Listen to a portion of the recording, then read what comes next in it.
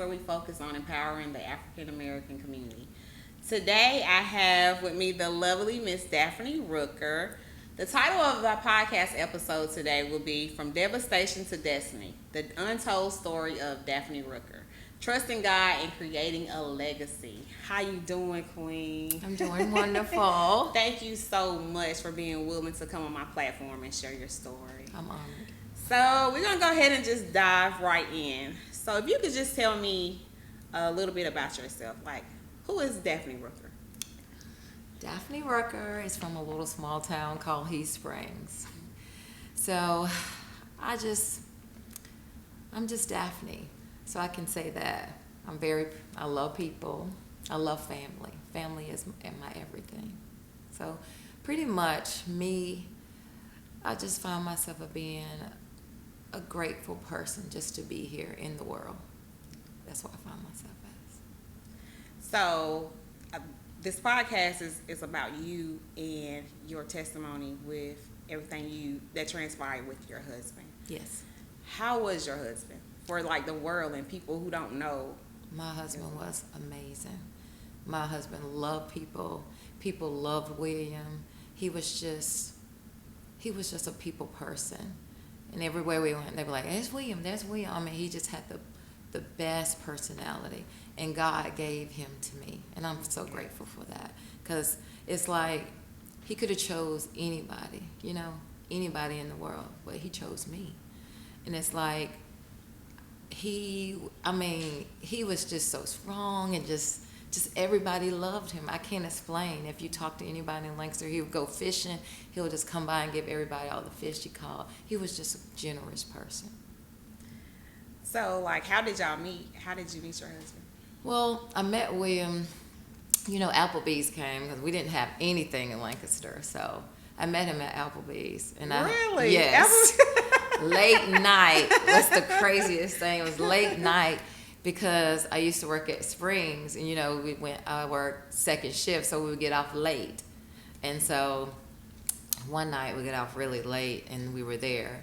He was there with his friends, and one of my friends was talking to one of his friends. He was like, come over here and meet my man. I was like, no, I'm not talking to nobody because we're just getting off of work. You know what I'm saying? So, and he was like, meet him. And I was like, okay. So they came over. They was like, let me buy you a drink. And I was like, no, you know what I mean? So he opened the door for me, and I was like, he's too short. I don't know if I like him or not. So I said, I got to think about this because back then you really don't know what you want, right. But I was like, he's too short. I might not like him. So I don't know. But then he was so nice. He was very respectful. And he was like, I'll take you out on a date. I said, okay, I'll think about it and I'll call you. And so he did call, and then we did go out on a date. And it happened to be the best magical date ever. Like, we talked all night long in the car. Like, the whole night. The sun was coming up. Really? That we just talked. So how did you know, like, this is going to be, okay, this is it. This is my husband, okay. Yes, because after that moment, think about the moment, all night, we just meeting each other, and we just talked and we laughed, and that's when I knew that he was for me. Wow, just from that night. That night, we talked all night. He was leaving to go on a trip, like the next morning to Las Vegas with one of his friends, but he still talked to me all night, and then he got up to, do his stuff, and then he got on the plane to go. So how was he as a father? William was the best father in the world, because the thing of it is, he wasn't only a father. He was a teacher. Like, my son was 8 when he passed away, going on 9. He taught him so much in those years that now he's just who he is. Like, William is still here. Wow. That's amazing. And he was a great father. He would pick them up from school. He loved his children. And the strangest thing about it, he knew what they could become. Because Layla was like in kindergarten, and he had a little lunchbox. He's like, go be daddy's little doctor. We had that on film. Wow. And he will always film them. Everything they did, every moment, every challenge, he will always film them. Are you serious? So now they have memories where they can go back and look and reflect. Oh yeah, they have everything. On everything that they did together. Like That's the first beautiful. fishing trip that he took Aaron on. Aaron's like that. So it's moments that he always would take. He loved his children. Do you hear me? I mean, he would do anything for them. He was the best father. That's why sometimes I feel like they were cheated. But then I look back and I say, no, they wasn't. Because he gave so much. He gave so much life into them in those moments.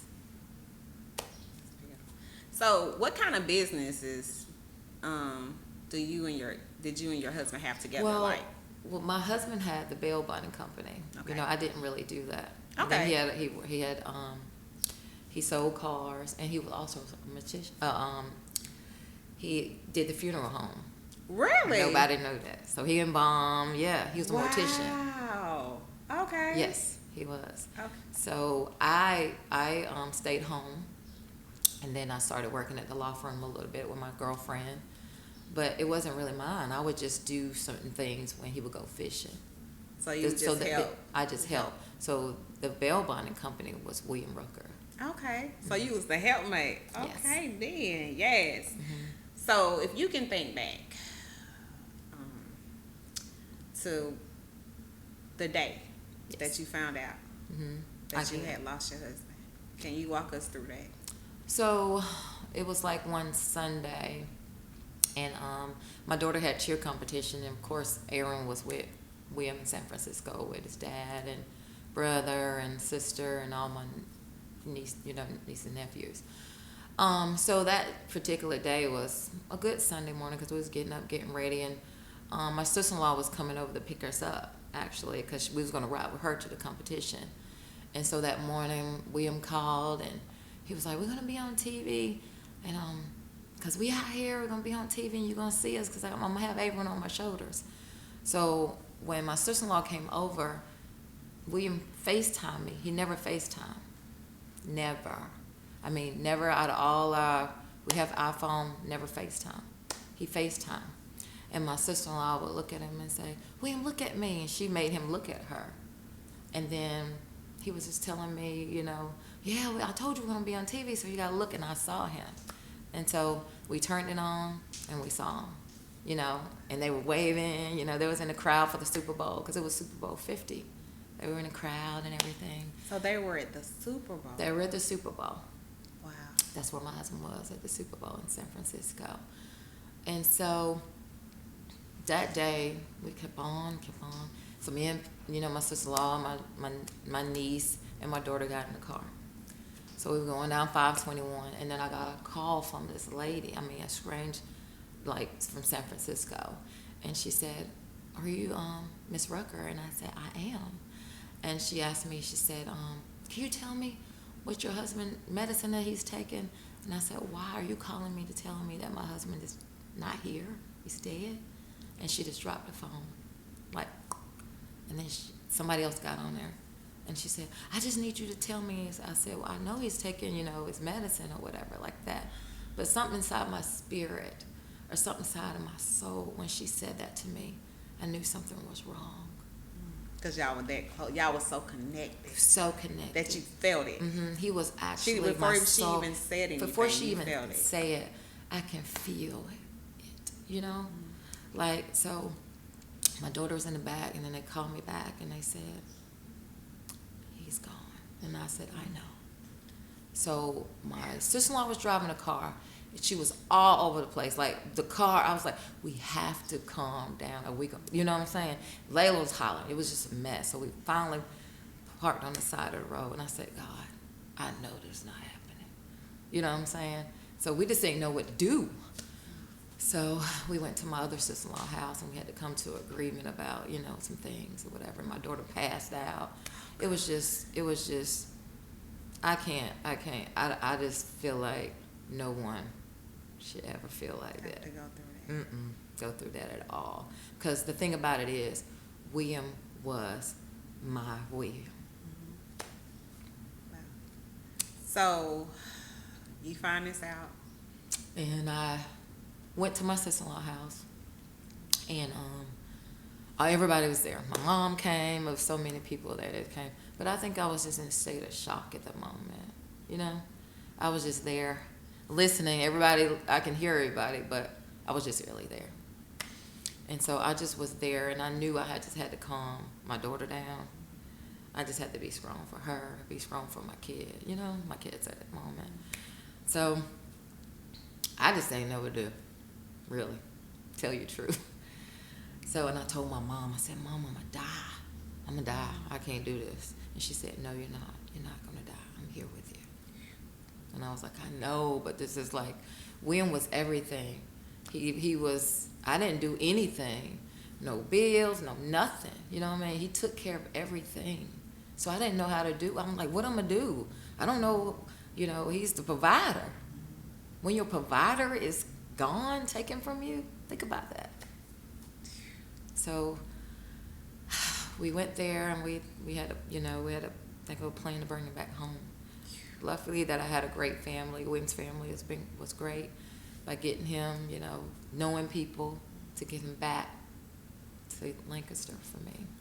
So did it feel real No. at first? When did the reality set in? Like, When they my brought his husband body is back. gone. When they brought his body back. They brought his body back. And they brought it to my brother-in-law's funeral home. And that's the first time, you know, I could see that's him. when it felt real. Yeah, so I had my sister with me. But the thing about it is, when I first went to see him, I heard him say to me, don't be scared of me. It's okay. Because I couldn't walk through there. But I heard a voice say, do not be scared of me. Wow. And so I walked to him, and I said, okay. And I looked at him, and I said, okay, I hear you. Oh my God. What is that like? So you're everything. This is your everything. To have to look in a casket and see him in this casket. Where were you mentally like? Mentally, I was angry. Because I was like, I had a great life, you know. 2 amazing kids, amazing husband, amazing home. I was just angry. I was mad. You know, I think that's why I didn't really talk as much, because I felt that he was taken away from me too soon. I thought, you know, we had another, this is what makes me mad. I wanted another life with him after kids and this, and, you know, I wanted to grow old with the man that I love. You was looking forward to that. I was looking forward to growing old with the man I love. So I've never been married, but do you ever really think about like, okay, my No, husband? and you never think about it. And that's the strangest thing. You just live in the moment. You don't live beyond the moment. We just live in the moment. We stay in that little bubble and like, okay. And then when that bubble pops, oh, what are we going to do? Nobody thinks of that. Nobody knows what that feels like when a bubble pops. I do. All the air is gone. That was my everything in that casket. My soulmate. In the world, you find a soulmate that's just so easy to get along with. The thing about it, what kept me strong is I had no regrets. You know, no regrets of not doing anything. No regrets of not, like, go back, oh, I wish I can tell him this. No, because we had a great life. Every day was good. And people don't believe that, but every day was good. It was happy. You know, you have things, but we had fun. We were family. And then now my family has been broken up. You know, I'm looking at these 2 kids like, what am I going to do? That's what I was about to ask you. What did you do? Because you got to be strong for them. Mm-hmm. Because at this point, you're all they have. Like, you know, you had a support system, but that's still not your husband. That's still not their father. No. So what was that like, having to, okay, I have to hold it together for them? Did you actually get a chance to actually grieve at first? No. Because you're trying to be strong for them? I had no chance to grieve, no chance to cry. I didn't cry. I felt numb because I couldn't cry. I just felt like I had to go in survival mode.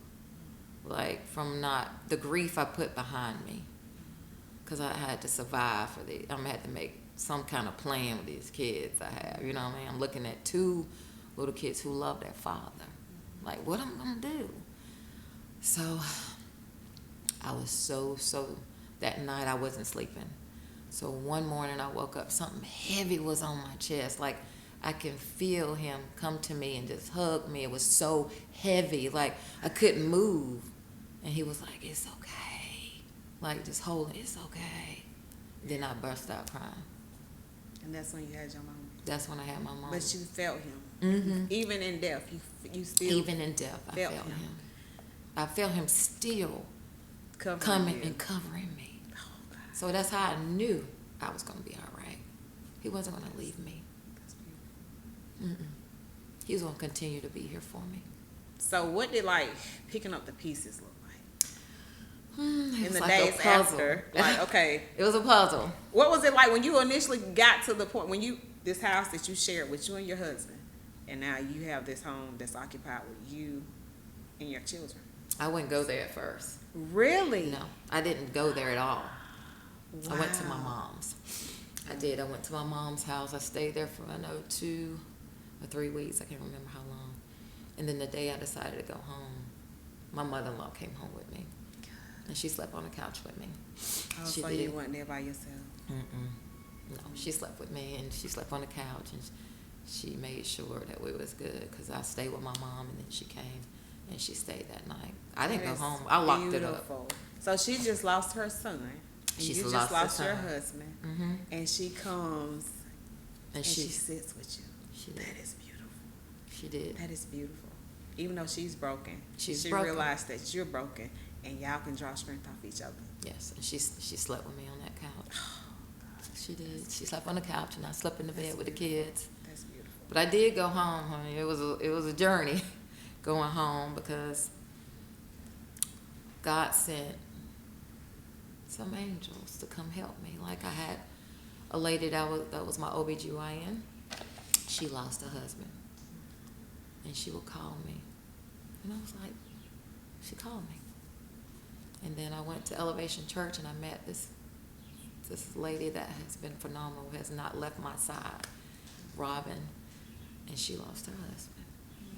God started gravitating. He started sending people. He sent you a safe haven. He did. He started sending those people for me. I didn't see him at first, because I didn't need him then. But he started gravitating them to me. So I done forgot about the little screen. But it's just like, it's so real. Like I'm really tearing up, because that's beautiful.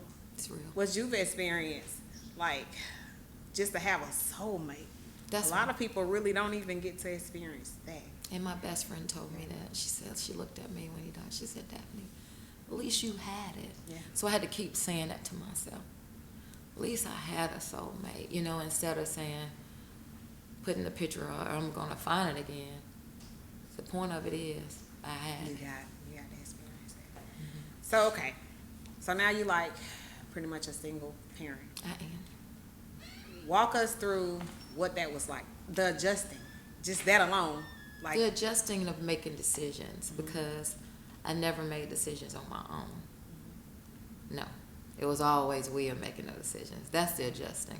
Like what to do, how to do this with the finances, how to, that part. That's a major adjustment, because he did it all. And I would tell women too now, that you need to know it all too. Mm-hmm. Even though you don't do it, still know it. Just in case. Just in case. Because we don't think about just in case, We just think about, everything going good. But I didn't know anything. Do you hear me? Nothing.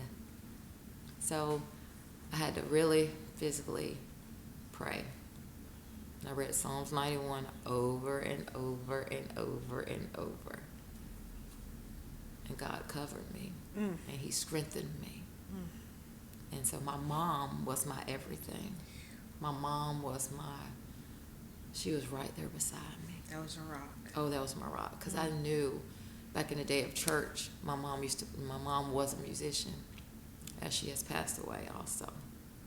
And I would sit beside her and I would sing. I was her rock. I was her shield. I would sing and we'd have fun. And then she'd return the favor to me. The role switch. She had to be there for you. And she did it too. So at this point, what is it like as a mother? Because my children, I can't imagine. When my children hurt, I'm hurt. Yes. So, and as a mother, sometimes, you want to fix everything. Oh, Yeah, you yes, want to we fix do. everything. But this is one thing you can't fix. I can't fix it. And the thing is, the strangest thing, when my father-in-law had to fly my son back, because of course, we didn't flew with my son. I forgot about this. That's right. So he witnessed? Yes, my son witnessed. Oh my God. So think about that. He witnessed him there, and the strangest thing, my father-in-law brought him back to me at my mom's house, like I said. And he looked at me, he said, Mom, why you still have your pajamas on? You got to go check on Daddy, because they didn't tell him. They didn't tell him. Yeah, he didn't know. He didn't know. So you got to break the news. So I looked at him, and I moved in the next room, and I said, son, he's not coming back. He just fell to his knees. He just fell to his knees. He said, Mama, Mama. And then he looked at him, and I looked at him, I said, and he held his chest. He said, he's coming inside of me. It's all right. He's all right. And he said, give me something to write with. So we gave him the thing that people came to sign. He wrote this paragraph that we also have on the back of William's obituary. He wrote it that day, and we have it in there. He has been everything he could possibly be that he wrote. He said, he's coming inside of me. It's going to be all right. And how old was he? 8, turning to 9. He was 8 years old. And he's told me that. He said, Mom, it's okay. He's coming in. He's coming inside of me. We all right. At 8? At 8. He's about to turn 9. Wow. So what was it like for Layla? Because she's a girl. And she was Daddy's little girl. And Daddy's girl. That was Layla's journey. It's really, I'm getting emotional. And it's okay.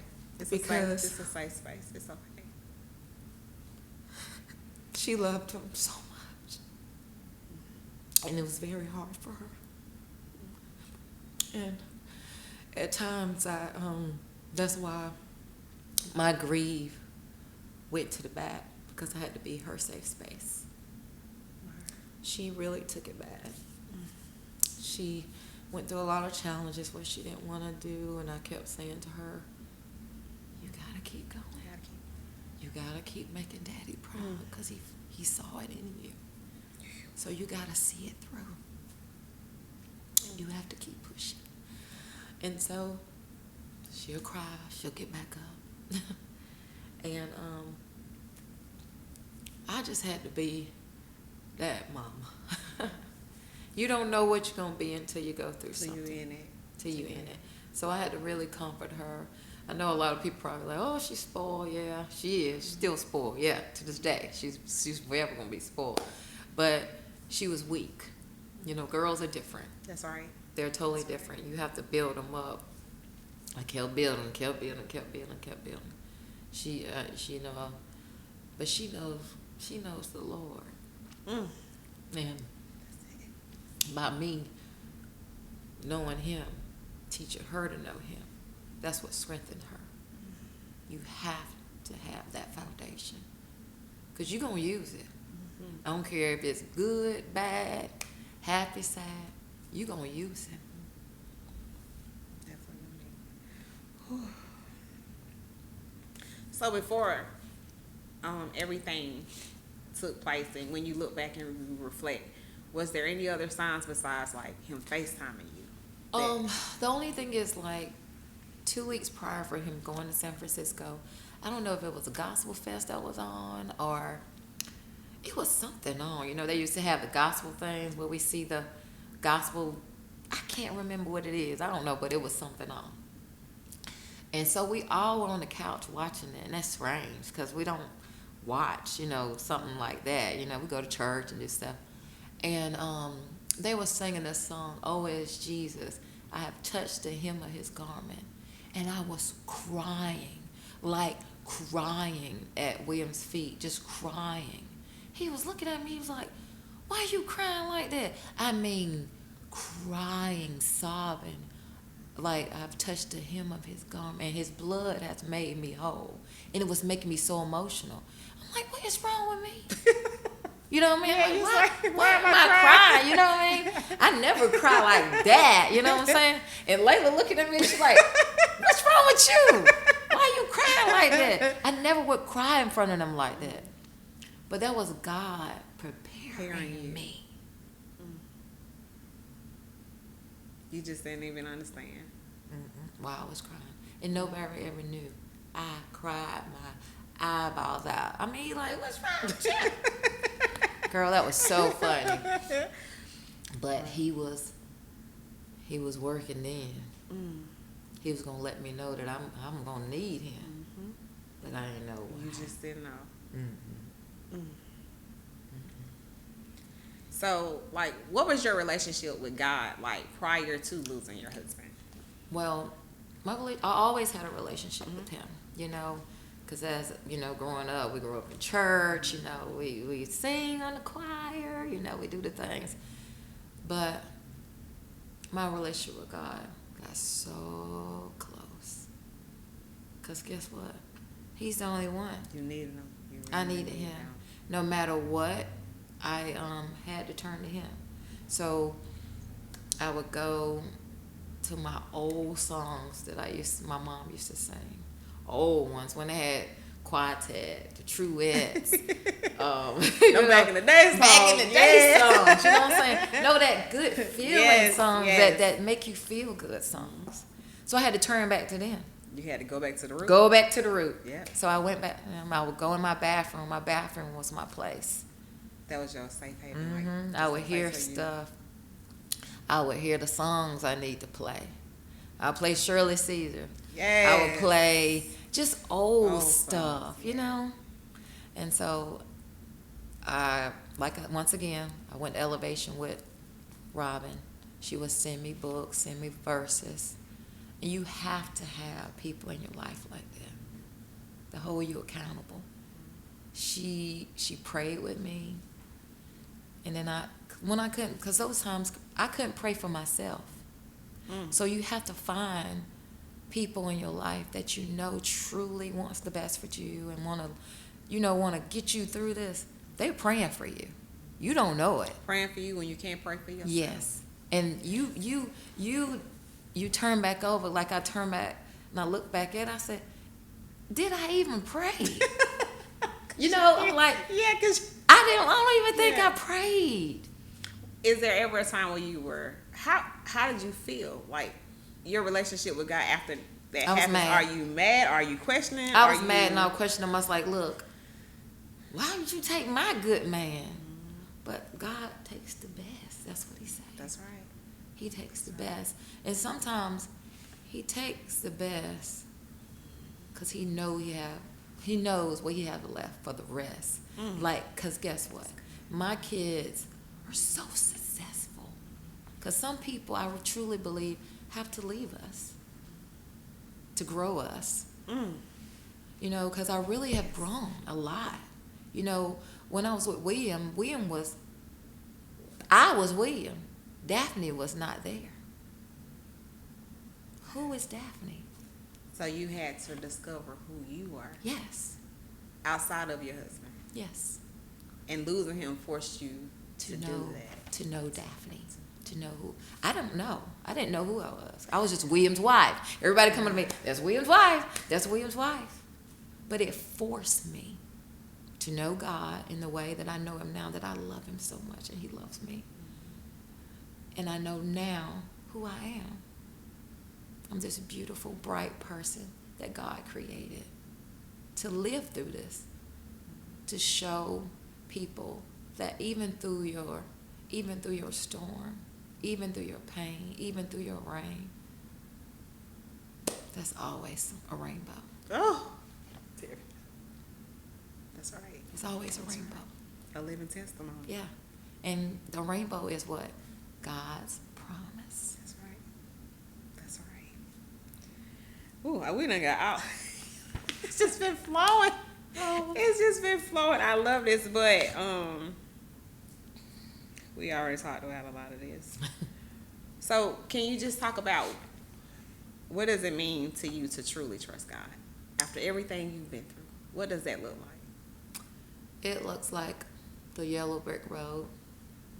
Like if you continue to follow that road and follow him and trust him, he'll strengthen your faith when you didn't have faith.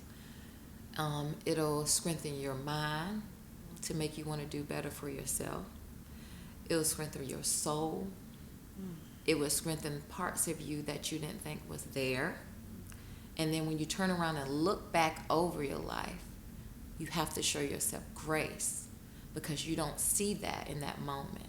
So what made me think about God is just, if people just think that God, oh, he just delivers. Yeah, he delivers.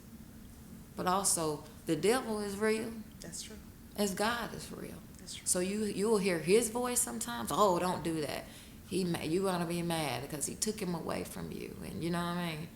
But then you go to God, his promise. He said in his word, he would take care of the widow, didn't he? You're His right. children. But his word is true. But I never went back to the word like that. It made me go in the word to get through this. Because you have to really focus on the word. That's the thing. And it will come to pass. But thinking about it back then, I was all over the place. Like I told you, wasn't praying, wasn't doing anything. You know, it's just that you just move in the moment. It's called roller skates. Keep skating, keep skating, keep skating. It's called roller skates. Yeah, you just keep skating, keep skating, keep skating. Because you can't stop. If you stop, you feel like your kingdom is going to fall. And I was not about to let it fall because you know why? My husband built it, and I was going to keep it. Yes. I love it. I love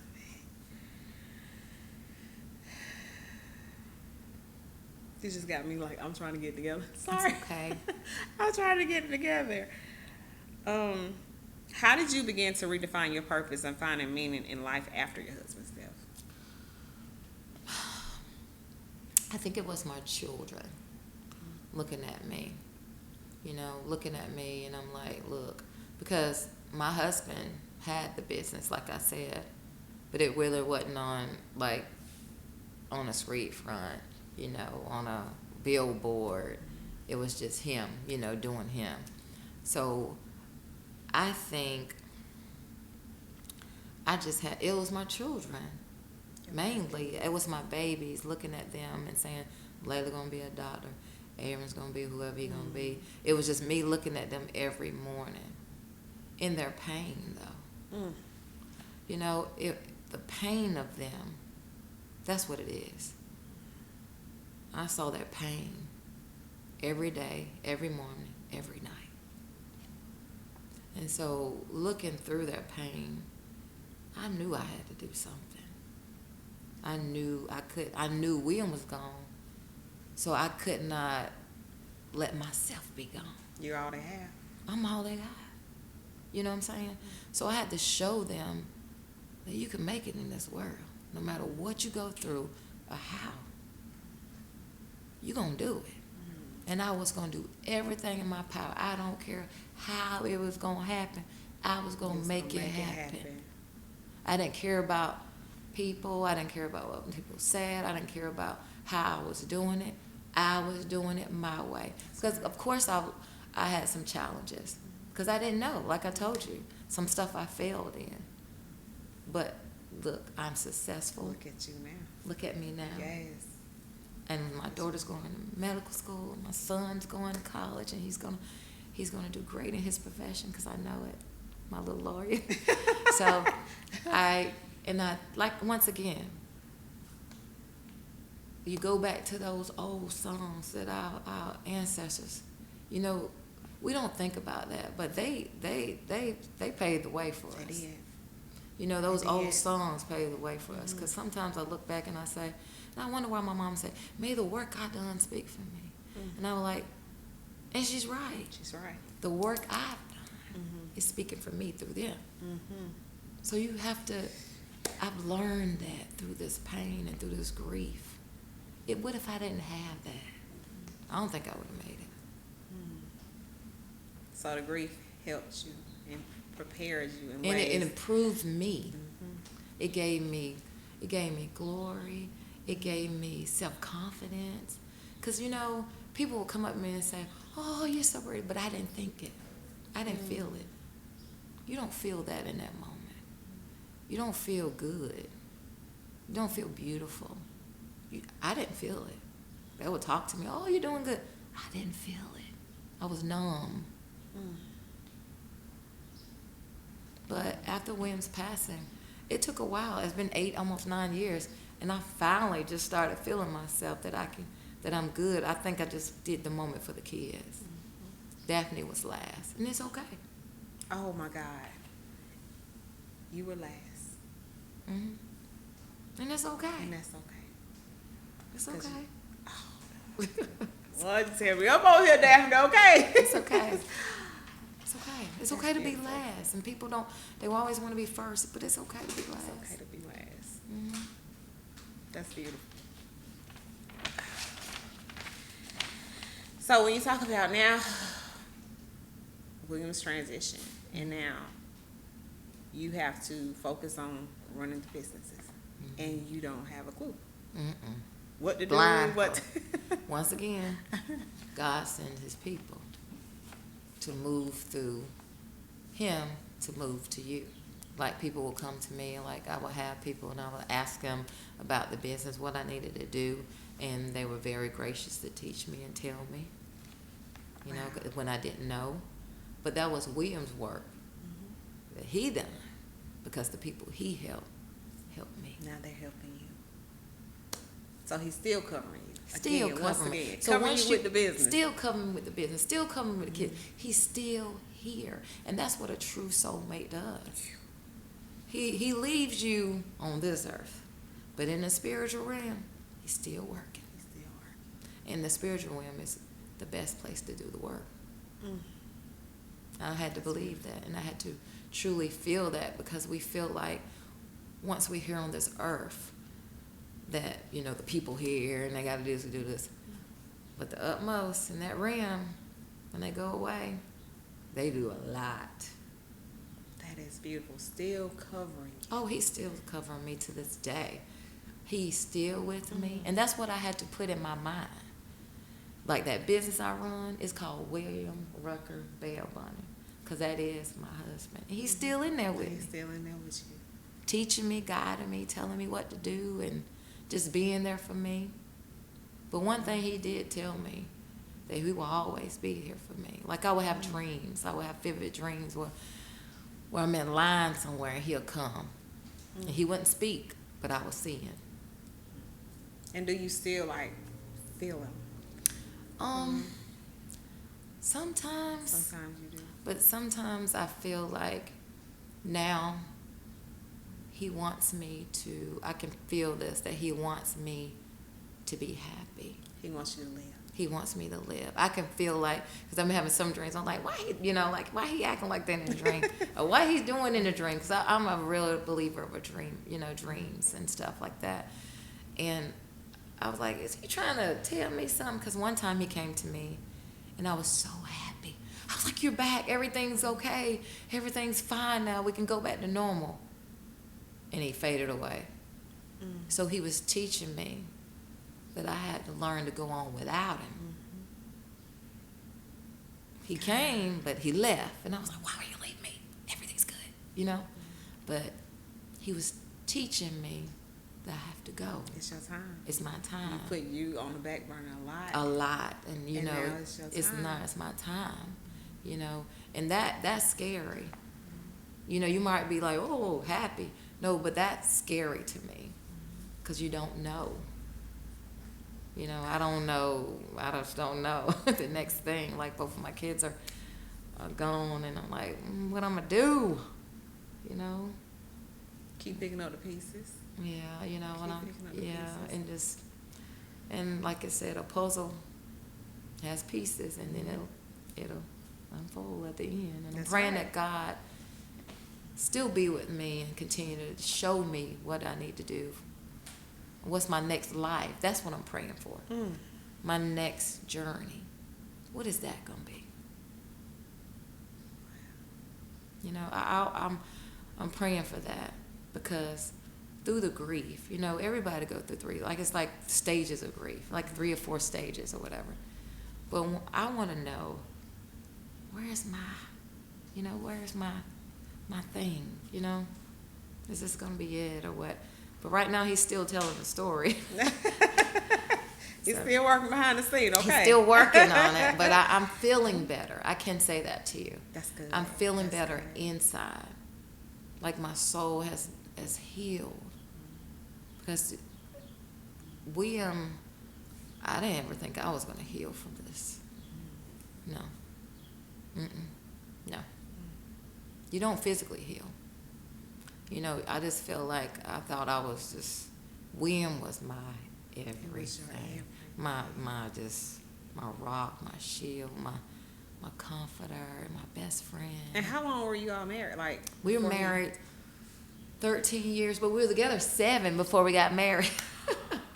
Really? Yes. Oh, wow. Like, I was 21, about everything. It was just, I didn't have no driving license. I got my driving license. Like, he just came in the moment. So I always write in a journal. So you have to go back. That's very important. People need to write. I don't care what you write on something every day, because you're going to go back and look at it and say, oh, you know, I used to write about everything me and William did back in that journal. Think about it. Are you serious? Every place we went. He took me on my first airplane. Everything. So that's why it's important to write. It's very important. Every morning. I don't care if you write 3 sentences. Just write something. That's amazing. So you can go back and kind of relive and revisit things you did through your journal. Do my journal. That's what I did. That is beautiful. And then I looked back at that journal. I was like, Lord, I was so happy. But God does not do anything intentional to us. You know, it's the world. It's going to happen, you know. But he does these things to mend us, to build us, to grow us, and take us to places that he needs us to go to. Because that's why I think my next journey is going to be what God wants for me. Oh, that's beautiful. Because I've been living through William's dream, his business, his thing. So through this, God is going to transition me into my thing. Because I was faithful in the thing. I love that. I love that. So, looking back, what are some of the most important lessons you've learned about yourself, about your faith, and about running a business through this experience? Trusting God first. Trusting yourself. Because I was asking everybody questions. But you got to ask yourself. You know, you got to trust yourself. The business part was hard because I never ran a business. I only ran a household, okay? Okay? That's a business, but you know, you're really running a business. Daphne has a business. I have something of my own. You know, I didn't have anything of my own, which was great. You know, that I feel good that I did it, you know? And I feel like through those times, it's called trial and error, because I went from my mom to William. Never stayed by myself. Really? Never. No. Oh my God. So this is a big deal. Never. No. Wow. I stayed with my parents to William. I went to college, still came home, drove home. Okay? Stayed with my parents and William. So look what this has done to me. I'm by myself, right? In a home with his kids. So you have to think about purpose. You have to think about purpose. I'm thinking of a purpose because God has a purpose for me. He does. He has a purpose for me. And then me building William's business, it kept me faithful in the things I do and how I carried my life and how I carried myself, because I wanted to continue William's legacy. When you love someone like that, it has to continue. So once it continues, God's grace continues to follow you. Okay? So I didn't think about it in that way. I could have fell down and said, forget it. lost my home. I live in a beautiful home because I met a lot of women who lost their spouses. They moved out of their home. I'm still there. Still standing. Still showing that I can do this. But when I look back over that, I'm still there. Girl, you strong. You got this. You do. You Absolutely. Know, you the bomb. After looking back, you the bomb. You know, I had to keep pumping myself up. You doing this, girl? Look at you, Daphne. You staying here. You being faithful. You didn't lose nothing. That's the thing. I didn't lose. When you could have lost your mind. I could have lost my mind. Yes. I'm telling you. Could have lost without your Brian mind. Courtney Wilson, I would have lost my mind. He has one song that's so faithful. God is doing a great work in you. I kept playing it over and over. He's doing a great work in you. He's doing a great work in you. You have to talk to yourself. You have to love yourself enough to know that you can get through it. You know? Because there's times I cried, the kids didn't see me. But my faith, and I had to be strong to show them, no, we're going to make it. They didn't need to see me in that pain. Right. Because I'm trying to help them through their pain. I want them to do good and do well. But I think through it all, my business shows that I did good in my faith and my journey. And I look at Layla and them, I did good and through my faith and my journey. You know, I look at my home, I did good in my faith and my journey. It's just that you don't know until you go through it. And I was mad because I was used to depending on people. Like, God, why you do this to me? You know why he did it? Because he wanted me to depend on him. Oh. And stop depending. I was making decisions because my mama said, making decisions because William said, making decisions because this person said. He wanted me to make a decision because he said, and what he said, and what he said do, and what he said, how he said do it. He's the boss. He's the boss. And you were obedient. And I was obedient. And I could have, like, you know, at times I was like, God, do I need to marry somebody else to get through this? Do I need to have somebody? No. He said, if you got you and you got me, we're going to get through it. We're going to get through it. And he showed that to me in many ways, though. So, knowing what you know now, is there anything you would have done differently? Yeah. A lot of stuff. A lot of stuff I would have done Because different. you said it's a lot of trial and error. There's a lot of trial and error because when you don't know, you don't know. You don't know. And so I think I would have done a lot of little stuff different, like a lot of stuff with me and William, just spending our time together, you know. But he was a family man, so we would always take the kids on our trip. We only went on one trip without them. And we went to New Orleans for one of his cousins' wedding. One without them. It was always with family and always his, you know, with the children. But then, like I told you, I thought I had time. Everybody think they have time. They have time. I thought, you know, like now, look, we could be going on doing this and, you know, going on vacations together, doing our stuff. And that's the part that bothers me. The now. Yeah, it bothered me more than the grief, the now that, you know, that he's gone. And this is the time that we can really, you know, bond. And, you know, when you're raising kids, you're raising kids. Right. You just get, you know, you're just raising them and you're not spending time with each other. Because they're the time. Right. So Absolutely. now I feel like I would have changed that. Now I really would have been like, we need to go to date night, you know, without him and, you know, like do some stuff. But I don't know if I really would have changed that either. Because that's family. That's family. And like I told you, I love my family. I do. I love singing with them and dancing with them. And they kept me strong, too. They just kept being there for me. So when you say different, I don't think anything I would have done different. You know, I think I would have kept it the same, but just a little more to the power of, you know, like, I don't know, just learning more in the relationship. That's why I would teach women. They need to learn. You know, I know the man is our, you know, our provider. But you gotta still know. Like, you know, I took that for granted, not knowing. And I shouldn't say that, but it is. Like, because I was just used to him doing it. You know, I was happy that I had a man. that would take that pain away. I ain't have to worry about nothing. He was literally everything. Everything. I didn't know what kind of bill was gonna get paid. I didn't know. I'm just driving the car, not paying car insurance, not doing. I'm living like a teenager. So after you had to take over everything, did you have like even more respect for your husband? Because you like, yes, hey, baby, you was doing all this. I have the utmost. You was doing all this, and I have the utmost respect. Because you know you behind the scene, you're not really like with him doing everything. You're not really understanding what. But now you're pretty much having to play his role and do all those things. So yes, I admire my husband. Okay, I'm like. That's what I'm saying. You got to pat them good men on the back and say, baby, you doing this. You know, you a good man. You know what I'm saying? You give them their flowers while they're here. Because I'm telling you, William, like, now I look back, he was the man. He made my world stress free.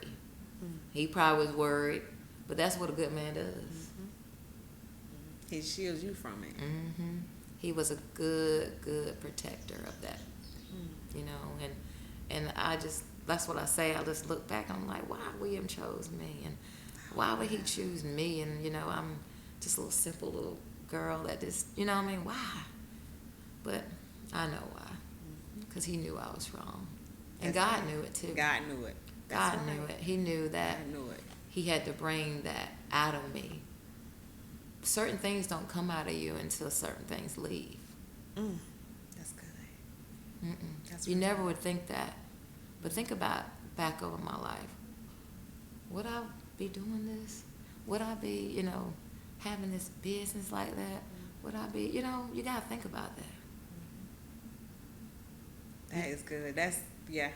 You know? Very thought-provoking. Yeah, you don't really think about those things, you know, and you just, like you say, you just live in that moment and just expect people to be who they are, you know? And you just, sometimes you just have to look back over your life and say, you know, they're doing it, you know, they're doing this for you. They love you. They love you, and they want to do this for you. And so now I know William truly loved me. He, you know, how certain people say, I had no worries.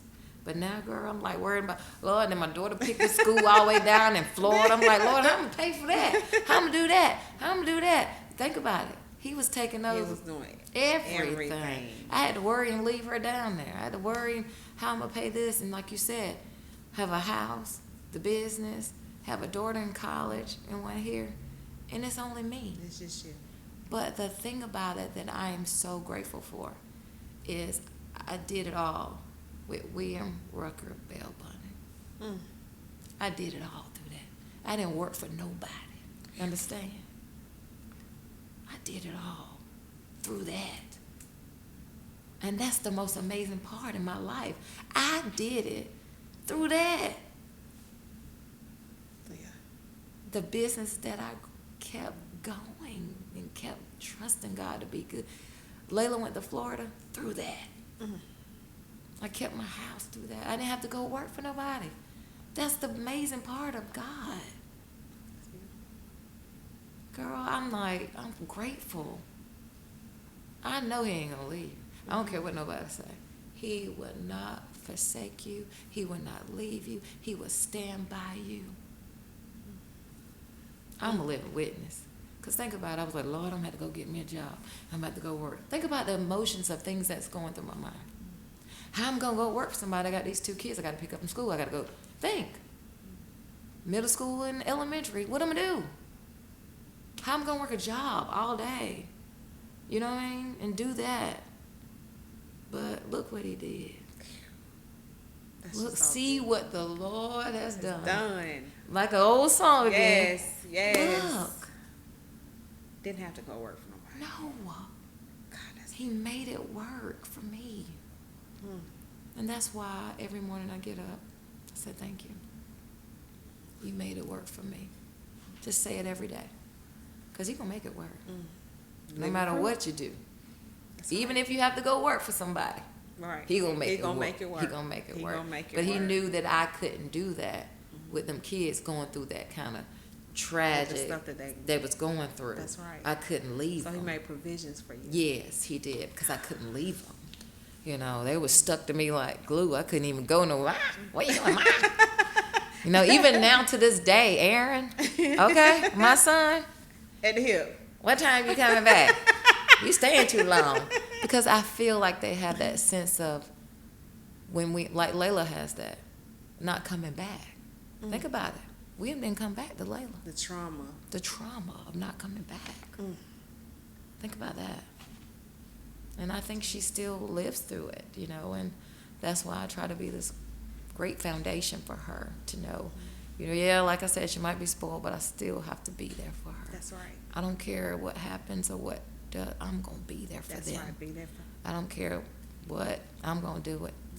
Yeah. I'm going to face it. Whatever we're going to face, I'm going to be there for my children. That's right.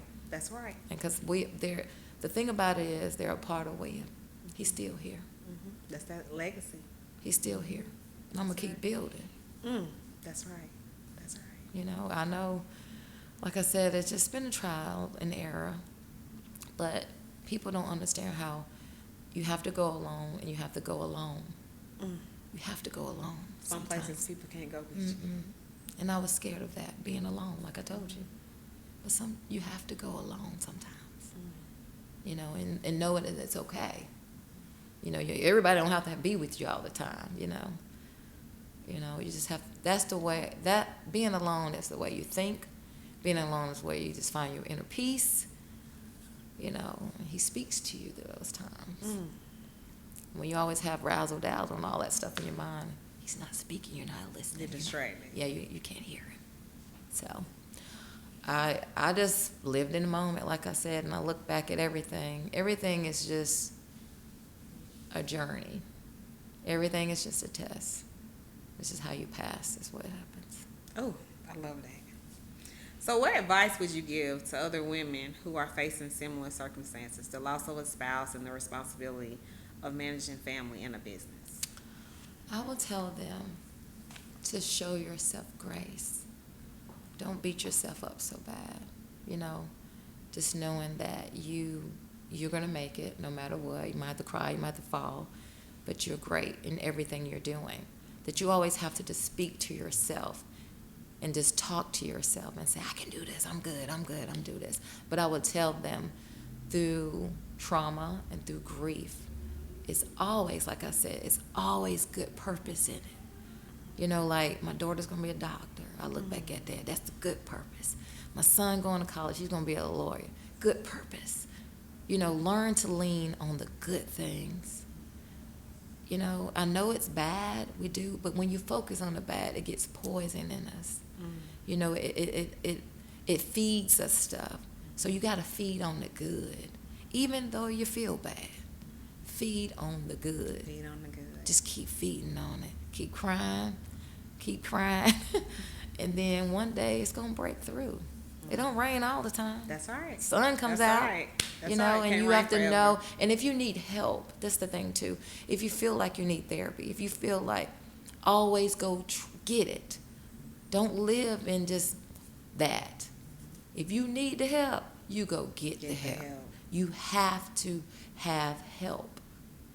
Don't feel like you're a failure because you need help. You're a failure if you don't go get it. Don't go get help. You have to have help. People have to have therapy because it's traumatic. Right. You know, grief is not easy. This is not easy. You have to talk it out. You might have to go get something, but you go get it.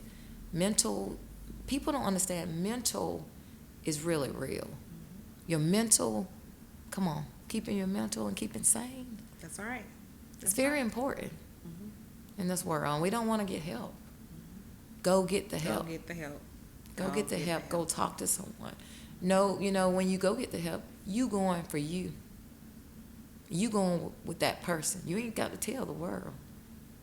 You go get the help and build you. Yeah, because people are like, I don't want to do that. But when you have to have it, you have to have it. That's all right. That's all right. Because some people don't know your journey. Like me, I would never put my friends through what I'm going through because it's not their journey. It's not their, you know, they're there to support you, to hear from you. But you can't, you know, pour you, you know, like, come on. You know, they're your friends. Right. You got to know who they are, too. So if you need help, you go get the help where you need the help, and just let them be your, your friends. Mm-hmm. That's what I had to learn too. Let your friends be your friends. Ooh, that's deep. Yeah, let your friends be your friends. They're not there to, you gotta, you can post some stuff on them, but they're your friends. They're your happy place too. When you go with your girlfriends, you have fun, because you don't know what the life they're living. That's right.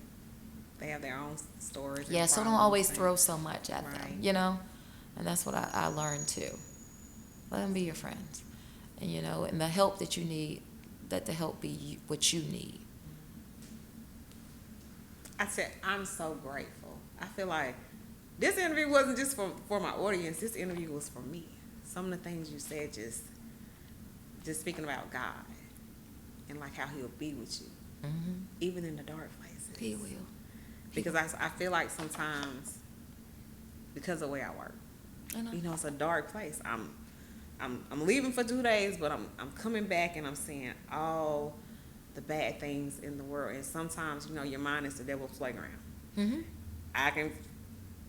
God knows sometimes the discussions that me and him have, and I'm like, where are you? All this stuff is happening. Blah, blah, blah. Mm-hmm. But it's testimonies like yours and so many others that remind me I'm still God. Mm-hmm. I'm still good. He's good. Even in the dark places, I'm still good. So when I reflect sometimes, I'm like, doing this podcast, like, God, when you was telling me to do that, it was about others, but a lot of it's about me. It is. You wanted me to hear people's stories to remind me, Tanisha, you seeing all this bad stuff, but I'm still God. Yes. I still get the glory. I'm still good. Yes, and that's what He is. And we don't know that, though, because that's why I told you we cannot focus on the bad. Mm-hmm. We just live through it. That's all we do. That's all we do. Live through it, go through it. And on the end, like I said, God's promise is always a rainbow. And I love rainbows. They're my favorite. If I see them in my house, I see them, sometimes you'll see them in your house. But when you see them, that's God telling you that's His promise. Mm. And so I will always see them. I love rainbows. They're my favorite. I do. Because I know. It's so beautiful. When I know, I see when I was like, I know you're there. It's your promise. Your promise. You promised me you was going to do this for me. And sometimes you have to remind Him. Because sometimes people say your relationship should be a relationship. Like, God, now you said this in your word that this was going to happen. Nah, come on. Are you coming through? Like, okay, are you working this out for me? So you gotta have a relationship, like you said, and I'm talking, like I say, in the bathroom, like, you said that this child was gonna go to school now. She picking University of Florida now. This ain't no little something. Come through. You said. I need you to come behind me. Right. And guess what? I have a diploma that's on top of my dresser that say what? University of Florida. Because he came through. Yes, He did. Right on time. Right. And He made it happen. Right. And that's what He does. And so, like we say, they had bad stuff in the Bible happen. Every day's not going to be good. Right. But every day is a learning experience. We learn from every day. Like you said, you see the stuff at where you work. You learning the world. You see how the world works, And you don't. He said, that's why they say live in the world. Don't be of the world. That's right. So we have to learn what He's meaning. So that badness and all that stuff you're seeing what's going on in the world. But you're making a difference in the world by what you're doing. And while you're sitting here with me, and you're making a difference. I mean, you're sharing people's stories. That's amazing. So much. Thank you so much for coming on my platform. Thank you for having me. Thank you for sharing your testimony, because like I said, like I tell everybody, your testimony is not for just you. Mm-hmm. Like, your testimony is for people like me too. Mm-hmm.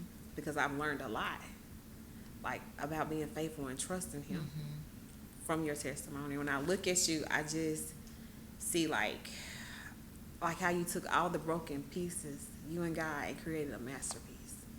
And how everything that you prayed for is coming to pass. Everything. And at one point in time, it was dark. Bad. But like dark. You said, it doesn't rain forever.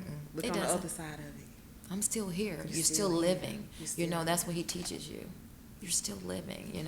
A part of me did die when William died, but a part of me stayed. So I had to live with that part, that I got to do what I got to do with that part. Because guess what? I'll see him again. That's right. And I think it's so beautiful. Like, I've never heard someone, like, describe. I know your husband's supposed to cover you. But how we talk about how your husband is still covering you. Still here. Still covering you. Still here to this day. That's beautiful. He's still here. See, I've never heard someone, like, talk about their husband still covering them in their transition. Oh, he's here. Like, he's still providing you that covering. To me, that's beautiful. That's real love. That's a husband. That's a husband. He who finds a good thing, and he was good to me. That's a husband. To continue to work, continue to be there. I'm so forever grateful for him picking me. That's beautiful. And I just have to give you a hug. I always hug my guests. You're so special to me. Thank you. Your testimony, it matters. Thank you. Thank you for how having many me. people you're going to bless with this. And I'm so looking forward to putting it out. So Let me get a hug. Yes.